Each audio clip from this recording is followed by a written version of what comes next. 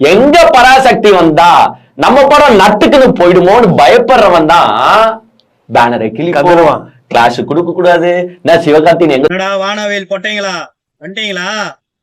நான் கொஞ்சம் இடத்த மாத்தின மாதிரி தெரியுது. மூத்திர சந்துல இருந்து ரொம்ப நாறுதோ. டேய் டேய் டேய், யாரு பயத்தை பத்திலாம் யாரு பேசலாம் பாத்தியா? நீ எல்லாம் பேசலாமாடா? டே ரெண்டு அசிங்கமா வருதுடா சொல்ற சரியா?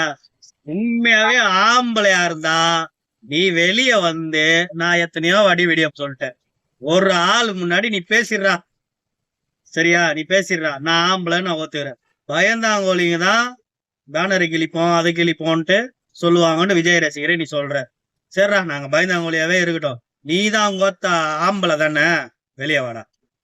ஆம்பளை தானே, பக்கத்துல இருக்கிற பொட்டை பேர் பொட்டை மாதிரியே கரெக்டா சிரிக்கிறான். எப்பறம் பொண்டாட்டியர் புருஷனை ஒன்னா சேர்ந்தீங்க?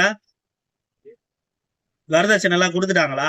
அதனாலதான் ஒன்னா சேர்ந்தீங்களா திருப்பி? டேய் கேடு கட்ட எச்சைங்கடா நீங்களா.